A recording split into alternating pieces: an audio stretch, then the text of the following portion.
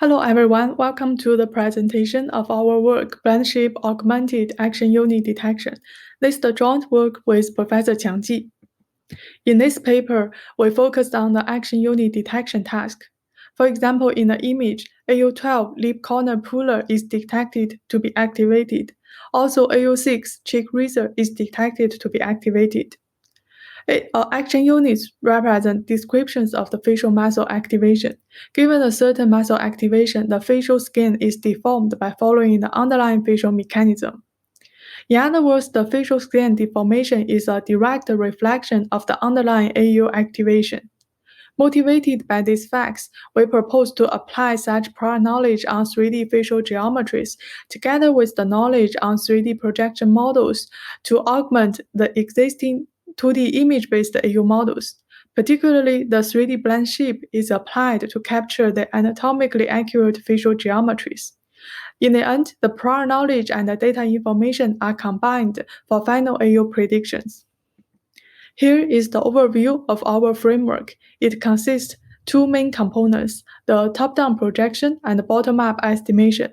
The top-down model estimates AU activation given to the landmarks based on the prior knowledge, and the bottom-up model estimates AU activation given to the images based on the data information. In the end, the integration model produces the final AU predictions by combining the data information and the prior knowledge. For the top-down AU projection model, it consists of two submodels. First is the 3D Blendshape engine, which encodes the knowledge on 3D facial geometric deformation. Second is the 3D landmark estimator, which encodes the knowledge on 3D projection models. So let's first discuss the 3D Blendshape engine. We firstly collect the facial blendshapes from the existing software FaceGen. Each of the blend shape is deformed according to the definition of action units. In our case, we apply the 3D facial landmarks as the measurement of the geometric deformation. We manually annotate the 3D facial landmarks on the blend shapes that are collected from the FaceGen. In total, we collect the KAU bases. BK. So each BK is of dimension m by 3, and m is the total number of landmarks. Given the collected AU basis, suppose we are given a 3D landmarks for a neutral face, we can have the 3D landmarks for an expressed face through the linear combination. The AK is the active levels for different AUs. In this paper, we are mainly interested in the inverse process, where we are given 3D landmarks for both a neutral face and the expressed face, and our goal is to estimate the AU active levels through the optimization process. Here is the overview. In part A, we show our 3D AU base. We can see we collect the 3D landmarks for both the neutral face and also for different AUs. In part B, suppose we have the observed 3D landmarks for both a neutral face and the expressed face that are specific for a certain individual. And our proposed Blendshape engine will estimate the active level for different AUs. To apply the 3D Blendshape engine, we need to know the 3D facial landmarks. However, in general, we only have the 2D facial landmarks that are estimated from 2D images. So here we propose the 3D facial landmark estimator to reconstruct the 3D facial landmarks given 2D facial landmarks based on our knowledge on 3D projection models. Given individual specific 2D landmark points Q, and the intrinsic camera matrix W, which can be calculated offline, we can have the corresponding individual-specific 3D landmark points PS in a camera frame through the equation we show in the slides. Furthermore, we assume weak perspective projection, under which case the depth Z become a constant value Z hat, and in practice we treat this Z hat as a hyperparameter to be tuned. Now let's consider the difference of the 3D facial landmarks from frame to frame. And such difference can be caused by two types of motions. First is the region motion. basically is caused by the head pose movements. Second is the non-rigid motion, which is the desired motion that is caused by the expression. To better estimate the AU from the 3D landmarks, we need to align these landmarks by removing the rigid motion. To achieve this goal, we estimate a rotation matrix RA and a translation vector TA through the optimization process, given a set of corresponding points. These points are selected based on their motion. So we try to select a set of points that's supposed to perform the rigid motion all the time. For example, the nose tip. After the alignment, the last step is to transform the 3D landmarks from the camera frame to the AU base. To achieve this, we estimate the rotation matrix RE and the translation vector TE given a set of corresponding points in these two frames. So by now, we finished the introduction to the top-down model, and now let's look at the bottom-up AU estimation model. The bottom-up AU model performs the data-driven AU estimation from 2D images. Particularly, a standard neural network model is trained given 2D images and corresponding AU annotations in a fully supervised manner. Given the input image and AU labels, we obtain the model parameter by optimizing the objective function, which is defined based on the cross-entropy laws. In the end, we do the top-down and bottom-up integration. The integration model produces final AU predictions based on both the prior knowledge and the data information. Particularly, the integration model takes AU active levels from the top-down model and the AU probabilities from the bottom-up model as input. Given the input and the corresponding AU annotations, we obtain the model parameter by optimizing the objective function, which is defined based on the cross-entropy laws. Here we have the evaluation study on apex frames that are collected from BP4D database. We apply the F1 score as our measurements. For bottom-up model, we apply a shallow 3-layer CNN, and for integration model, we apply a 3-layer fully connected network. From the table, we can see the top-down model achieves comparable performance compared to the bottom-up model. And more importantly, after the integration model achieves overall better performance than both top-down model and the bottom-up model. From these results, we can show the effectiveness of our proposed approach.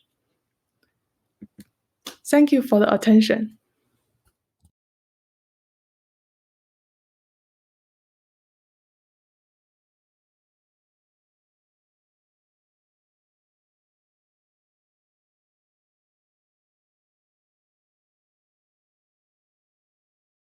Okay, so I've got all the authors here, and I also have a bunch of questions.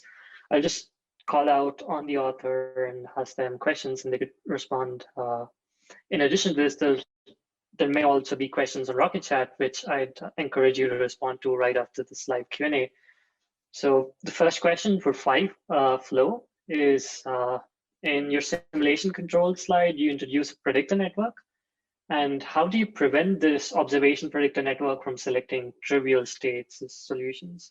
Okay, we use this predictor network to kind of allow the network to look further into the future, and we pre-train this with actual simulation data. So we simulate reference data, and on that data we can train the prediction network already, and then reuse this in the optimal control. And so you can just do a normal supervised loss for matching physical states there.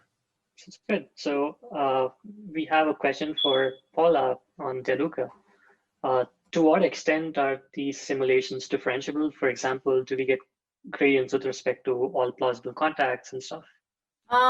So for now, we do have more simplistic forms of environment. So most of our state progression, the state progression can be modeled to a differentiable function. So you can take most straightforwardly derivatives through that. So Okay. yeah, you will get the Jacobian, and so you'll have a derivative with respect to the state and the action at any time step. Sounds good. And then you also have Hessians. And generally everything is written in JAX and made to be a JAX object. So actually you can basically call gradient on anything you can imagine within our library. It's just we focus on the aspect of differentiating through the system dynamics. Sounds good. So I have a question on the body dynamics paper. It should be for Dan, I guess. Did you try and compare with open source projects like OpenPose on your work? Yeah, so we haven't yet compared ourselves with things like OpenPose or like forward simulators like OpenSim. We did compare ourselves with different tracking algorithms that have some, spatial and temporal constraints. But the thing we cared about most isn't just the quality of the reconstruction or the simulation, but actually the identity of the physical quantities in any moment in time. We wanted to get the inertia and to get the fictitious forces and get this whole inverse dynamics quantities. So I wasn't aware that another method can accurately infer these from noisy joint positions. But yeah, I'll be happy to learn more about that. Thanks. I think the next question is on the HDR paper. Is that Jung-hee? Yeah.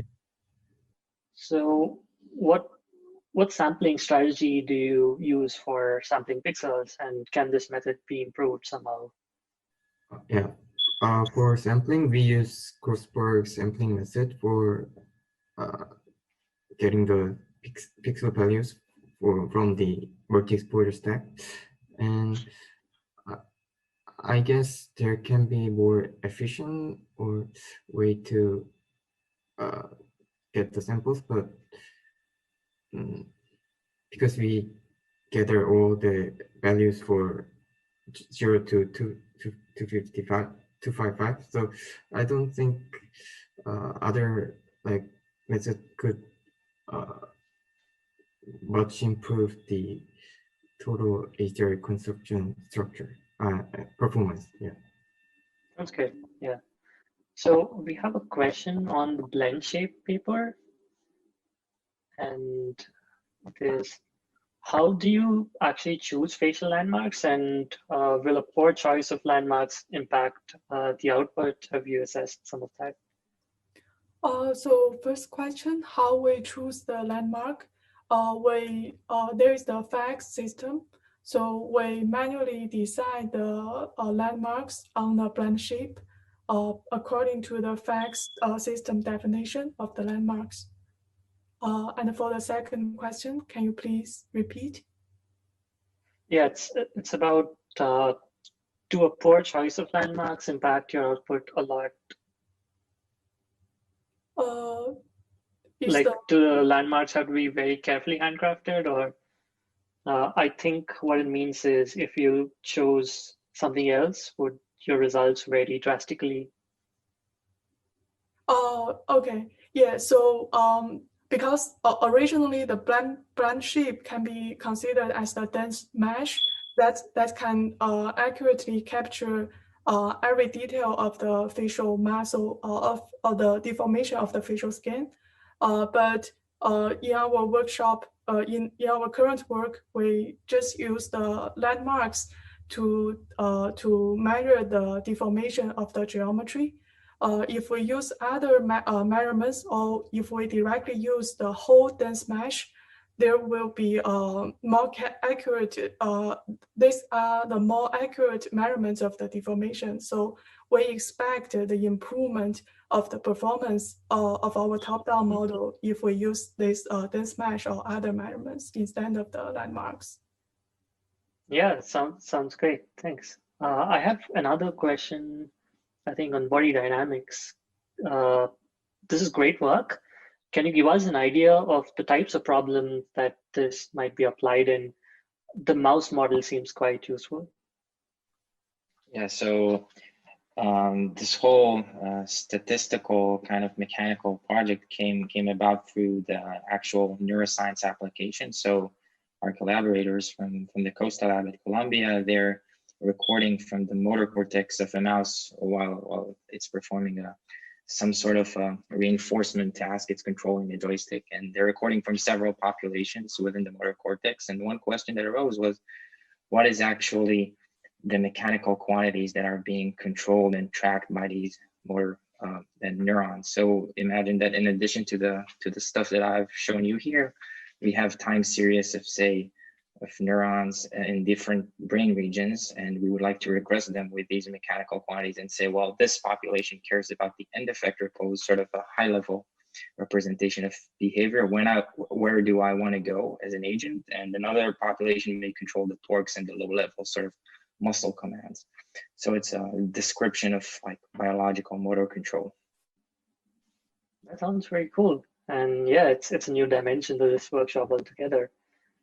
So in the interest of time, I'll just take one more last question. And yeah, of course, I guess you'll have a lot of opportunity to chat about in the poster session as well. So this one's for Paula, like about DeLuca. Do you plan on extending the suite of simulations to other physical phenomena like soft robots or fluids? I guess there's just about next steps. Yes, yeah. So that's our main plan, to basically extend to more sophisticated simulation environments. I think for the beginning, we'll still focus on tasks that are fully that we expect to be that are differentiable inherently.